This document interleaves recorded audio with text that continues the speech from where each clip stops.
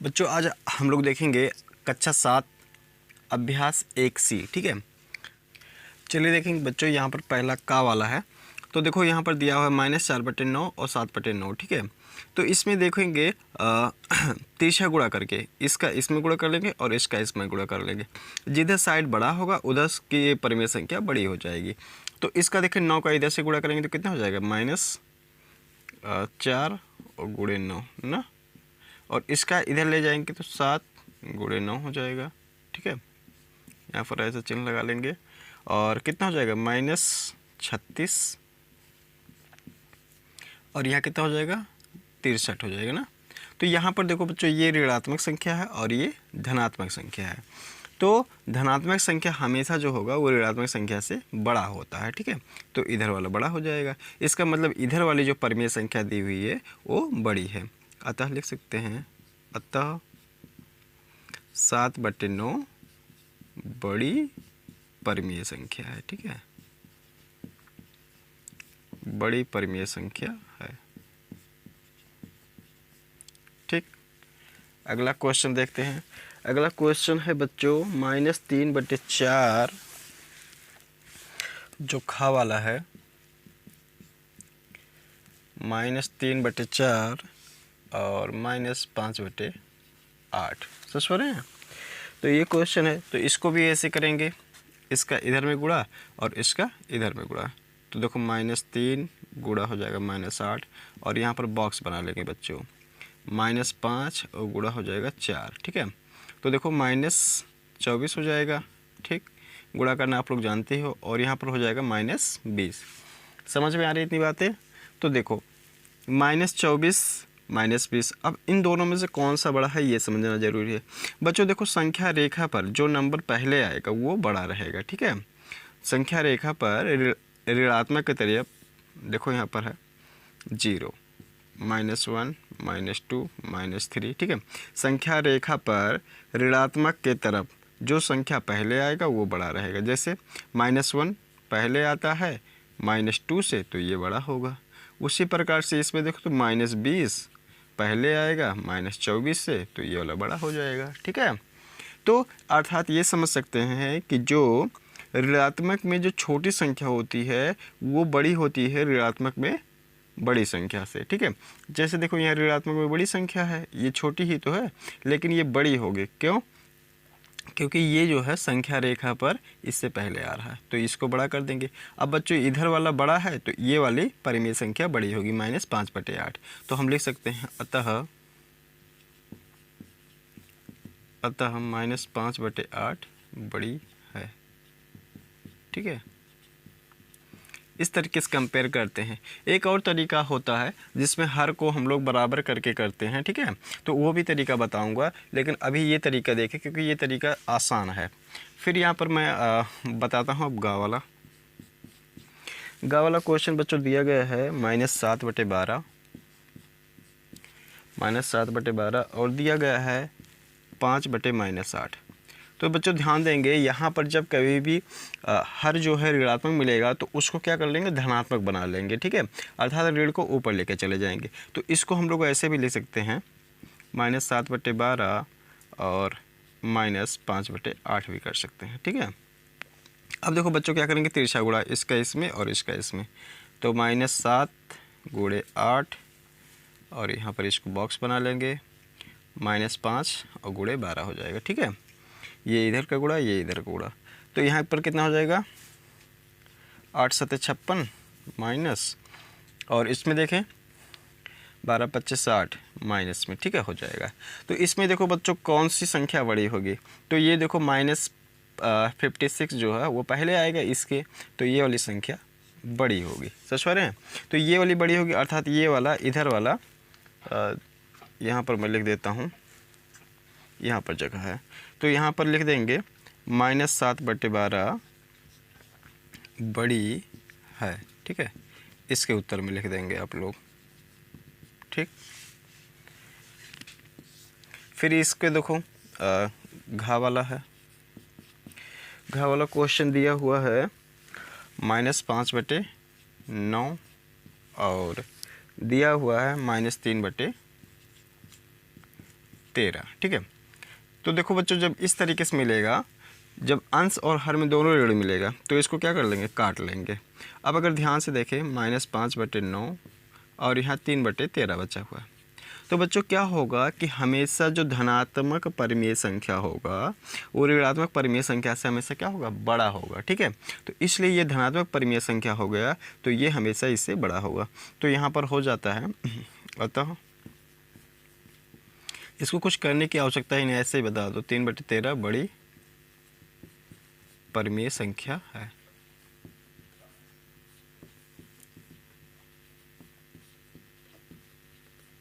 ठीक, बस देखेंगे बच्चों, ये दूसरा सवाल है जिसमें लिखा है निम्नांकित दो परिमेय संख्याओं में कौन छोटी है, ठीक है। तो फर्स्ट क्वेश्चन में बताया कि कौन सी बड़ी है, इसमें बताना कौन सी छोटी है, नियम वही लगेगा। तो देखते हैं यहाँ पर, देखो बच्चों ये क्वेश्चन दिया हुआ है पहला, ठीक है। इसमें देखो हर ऋणात्मक है, तो क्या कर लेंगे, हर को धनात्मक बना लेंगे। तो देखो -4/9 और इसको ऋण को ऊपर लेके चले जाएंगे तो -5/9 हो जाएगा, ठीक है बच्चों। अब देखेंगे दोनों का हर बराबर है, तो जब हर बराबर है तो कुछ करने की आवश्यकता है नहीं, केवल अंश वाले को देख लोगे कौन सा बड़ा है। तो अंश वाले का अगर हम देखेंगे -4 और -5 को, ठीक है, तो इन दोनों में से कौन सा बड़ा दिखाई देगा, -4 ना। तो ये -4 अगर बड़ा है तो इधर वाली परिमेय संख्या बड़ी होगी, लिख लेंगे। अच्छा, छोटी बताना है, इस पर छोटी बता तो -5/9 छोटी परिमेय संख्या है, -5/9 छोटी परिमेय संख्या है, ठीक।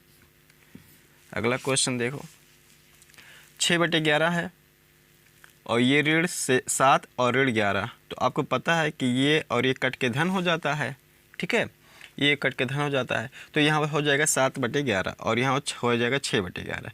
तो अगर देखेंगे ध्यान से, 11 और 11 हर बराबर है, तो अंश वाले को खाली देख लेंगे। तो अंश में देखें, यहाँ 6 है, यहाँ पर 7 है, तो 6 और 7 में कौन सा छोटा है, 6 छोटा है, तो इसलिए 6/11 जो है छोटा हो जाएगा। अतः लिखेंगे हल में 6/11 परिमेय संख्या छोटी है। क्लियर है इतना। अगला क्वेश्चन देखेंगे जो गा वाला है, तो गा वाला मैं यहीं पर लगा ले रहा हूँ क्योंकि जगह है यहाँ पर। तो 16/-7 और यहाँ पर देखो तो खाली बच्चों ऐसे 3 दिया हुआ है। जब ऐसे कभी दिया रहेगा खाली 3 और इस पे कंपेयर करना होगा, तो अच्छा एक चीज़ और दिमाग लगा सकते हैं। देखो यहाँ पर ये क्या है, ये ऋणात्मक परिमेय संख्या है और ये धनात्मक है ना, ये ऋणात्मक है, ये धनात्मक है। तो ऋणात्मक परिमेय संख्या से हमेशा धन वाला, चाहे वो परिमेय संख्या हो या पूर्णांक हो, वो बड़ा होगा, ठीक है। तो यहाँ देखो ऋणात्मक परिमेय संख्या अर्थात छोटा तो यही होगा, तो यहाँ पर लिख देंगे हल में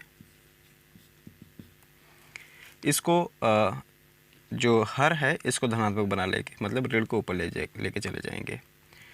-16/7 परिमेय संख्या छोटी है,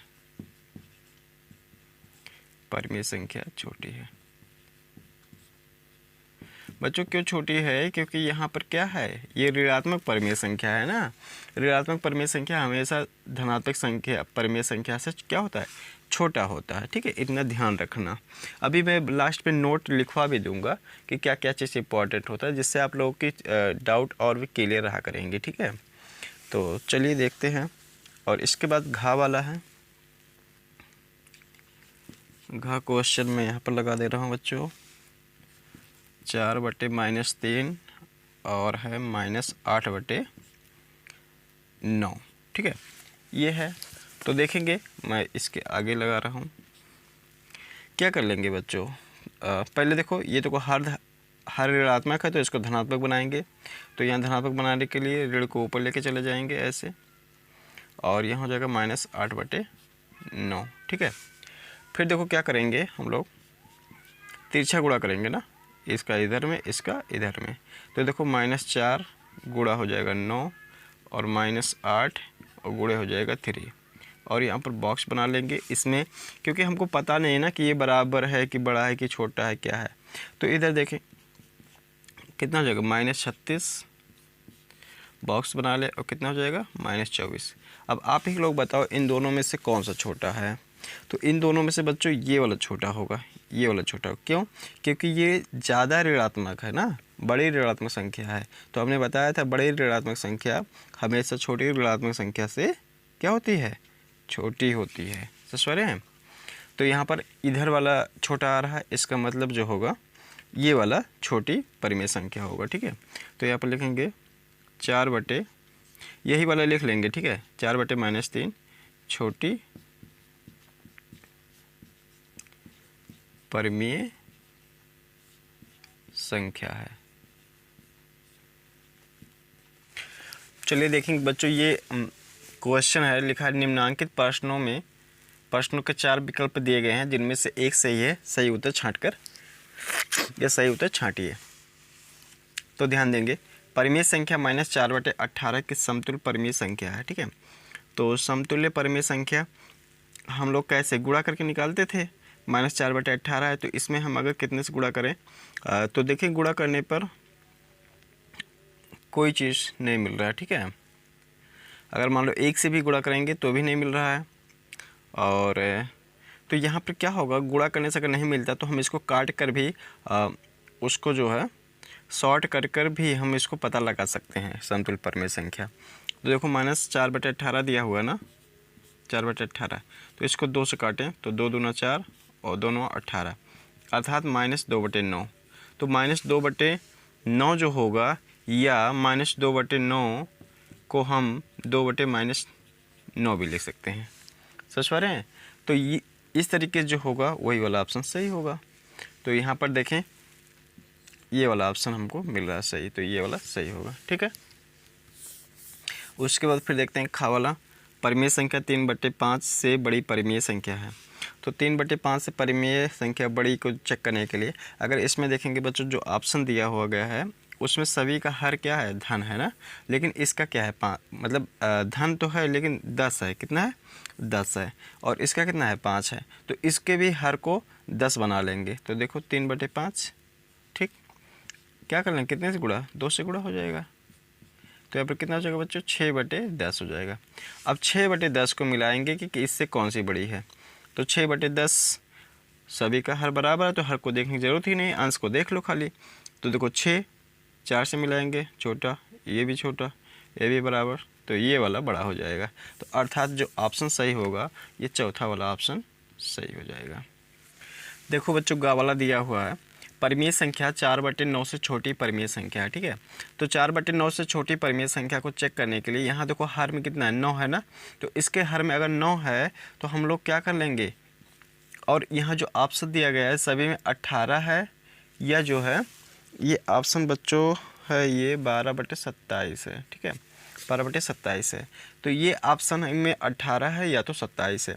तो क्या करेंगे, इस 4/9 के हर को भी हम लोग क्या कर लेंगे, 18 बना लेंगे। तो हमको 2 से गुणा करना होगा।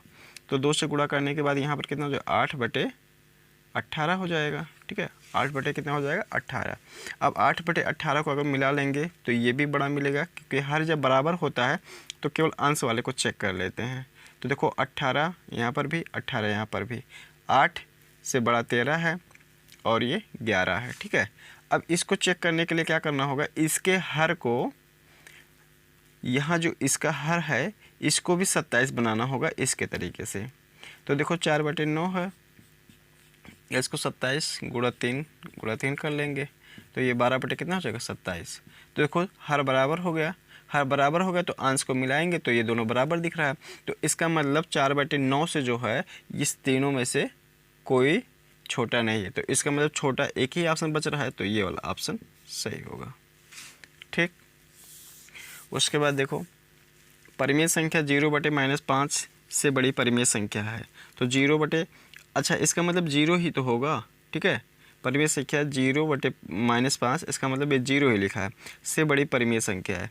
तो 0 से बड़ी परिमेय संख्या कौन सी हो सकती है, ये ऋणात्मक परिमेय संख्या 0 से छोटी होगी, ये भी ऋणात्मक परिमेय संख्या 0 से छोटी होगी, ये भी ऋणात्मक परिमेय संख्या 0 से छोटी होगी। अगर इसको देखेंगे तो -2 और -7 है, तो ये कट कट के प्लस हो जाएगा, अर्थात धनात्मक हो जाएगा।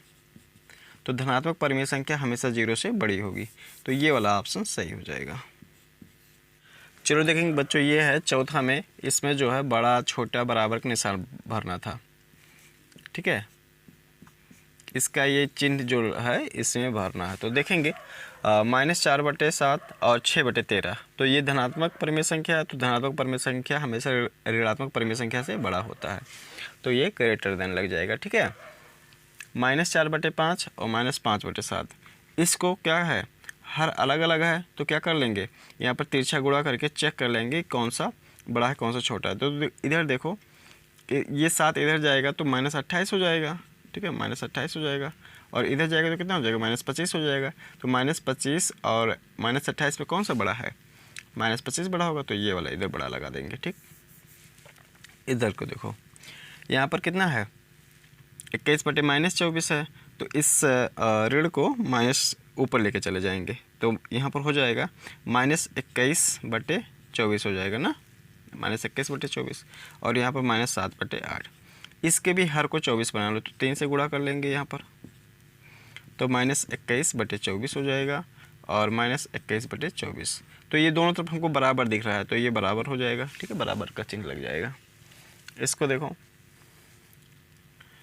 इसको देखने के लिए क्या करेंगे, इसको अगर काट देंगे तो ये धनात्मक परिमेय संख्या हो जाएगा, और ये भी धनात्मक है, तो इसका इधर गुणा कर लो, इसका इधर, तो 9 9 81 हो जाएगा, और इसका इधर करेंगे तो 80 हो जाएगा। तो ये वाला बड़ा होगा, तो इसलिए ये वाला बड़ा, ठीक है।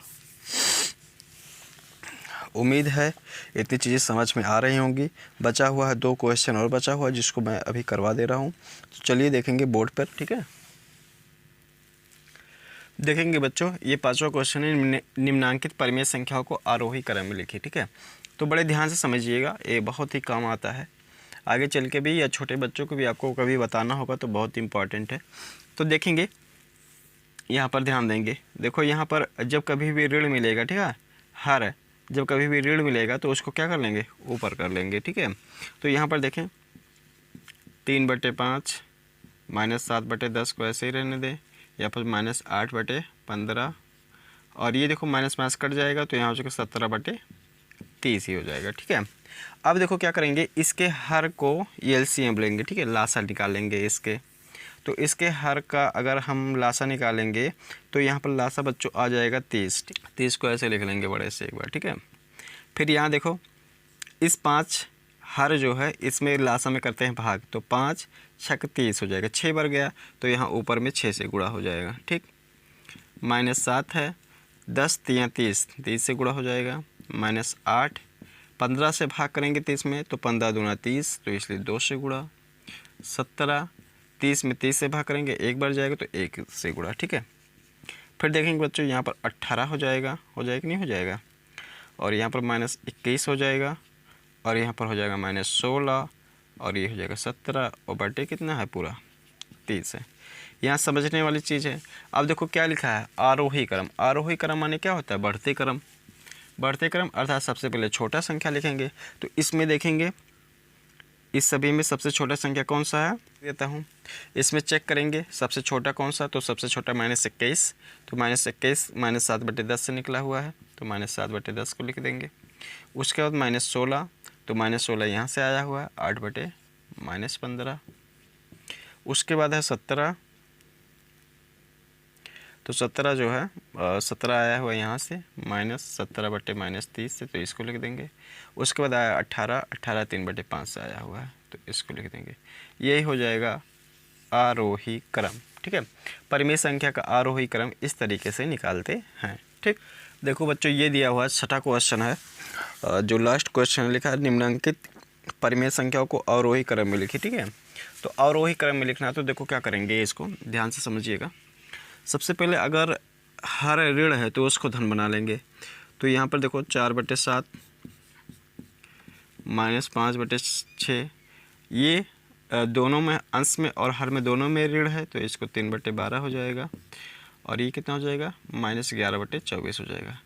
फिर इसके बाद क्या करेंगे बच्चों, इसके हर का लासा निकाल लेंगे। तो लासा निकालने के लिए ऐसे निकालते हैं, 6, 7, 12 और 24, ठीक है। इसको जो है काटेंगे 2 से, तो 2 3 6, 7 को ऐसे रहने दो, 2 6 12, ये जगह 12, ठीक है। फिर 2 से काट दो, 3 7, 2 3 6 और 2 6 12, फिर ठीक है। फिर एक बार 2 से काट लो, तो 3 7 3 और 2 3 6, फिर इसको 3 से काट लो, 3 1 3 7 3 1 3, ऐसा हो जाएगा। फिर ये 7 से कट जाएगा, ठीक। अब इधर जो गुणा आया हुआ है, यही जो आया हुआ है यही हो जाता है एलसीएम। तो एलसीएम निकालने के लिए हम लोग इसका एलसीएम 2 गुणे 2 गुणे 2 गुणे 3 और गुणे 7। तो देखो 2 दूना 4, 4 3 12, 2 दूना 4, 4 दूना 8, 8 3 24 और 24 7 कितना हो जाएगा, 24 7, 2 का 3 में गुणा बच्चों और 3 का, हाँ, 2 दूना 4, 4 दूना 8, 8 1 24 और 24 7 कितना हो जाएगा, 7 चौक 28 और 7 दूना 14 और 14 2 हो जाएगा 16, 168 हो जाएगा, ठीक है। तो इसका जो एलसीएम आया हुआ है 168 आया हुआ है, ठीक। ऐसे लिख लेंगे। फिर यहाँ 4, ठीक है, ऊपर वाला अंश वाला लिख लेंगे। फिर 7 से करेंगे भाग। इस पे तो कितनी बार जा सकता है, मैं यहाँ चेक कर लेता हूँ। 7 से भाग करेंगे अगर 168 में, तो 7 दूना 14, 2 व 7 चौक 28, 24 बार जाएगा। तो यह 24 से गुणा -5, 6 से भाग करेंगे 168 में, तो 6 दूना 12, 6 दूना 12 और 6 8 48, हाँ 6 8 48 हो जाएगा। 28 से गुणा 3, 12 से भाग करेंगे 168 में, तो कितनी बार जाएगा,